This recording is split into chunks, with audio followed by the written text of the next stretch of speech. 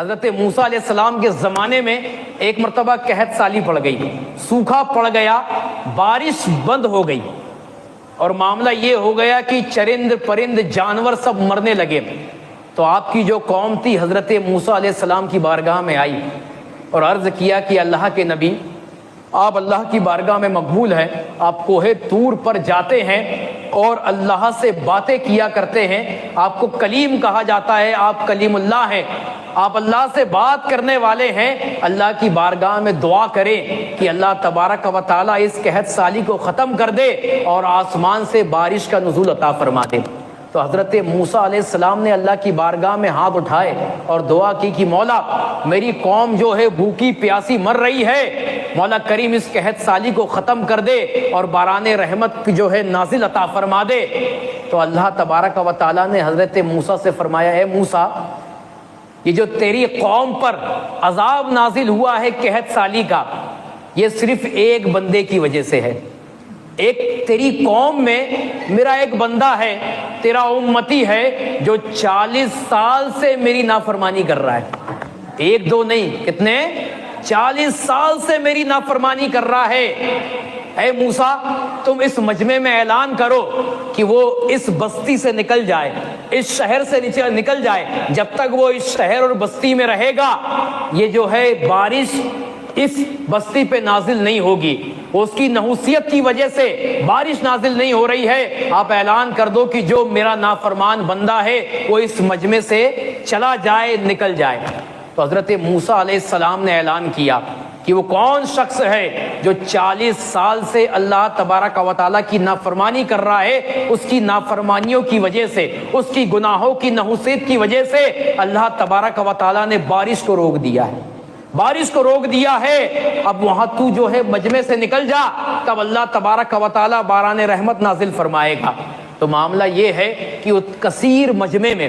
وہ بندہ بھی تھا جو اس اعلان کو سن رہا تھا۔ اب معاملہ یہ ہے کہ اب تک چھپا ہوا تھا، چھپ کر گناہ کر رہا تھا۔ ہمارا معاملہ بھی یہ ہوتا ہے کہ کچھ گناہ ظاہر میں ہوتے ہیں، کچھ چھپ کے ہوتے ہیں، تو اس کو اب تک لوگ پہچانتے نہیں تھے، جانتے نہیں تھے کہ اتنا بڑا گنہگار ہے، سیاکار ہے، بدکار ہے کہ 40 سال سے اللہ تبارک و تعالیٰ کی نافرمانی کر رہا ہے۔ مگر جب اب اعلان سنا نا کہ اس بستی سے تجھے ہٹنا ہے، تو اب جو ہے اسے شرم آئی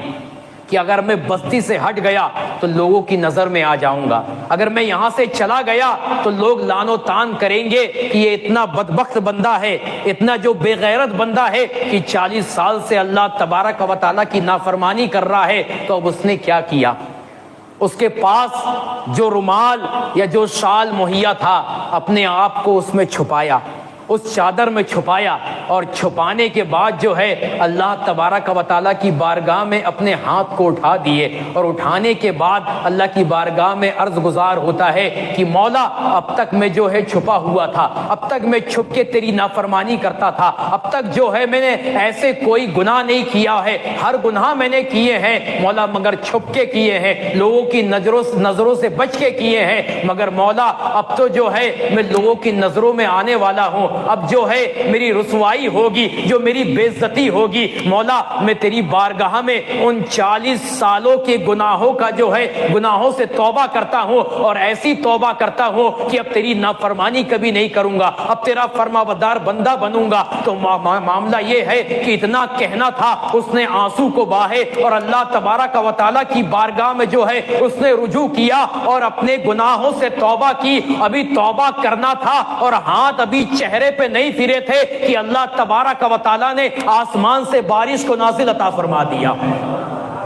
اب معاملہ یہ ہے کہ بارش تو نازل ہوگی، لوگوں کو خوش ہونا چاہیے، مگر یہاں متعجب والا معاملہ، حضرت موسیٰ بھی تعجب میں،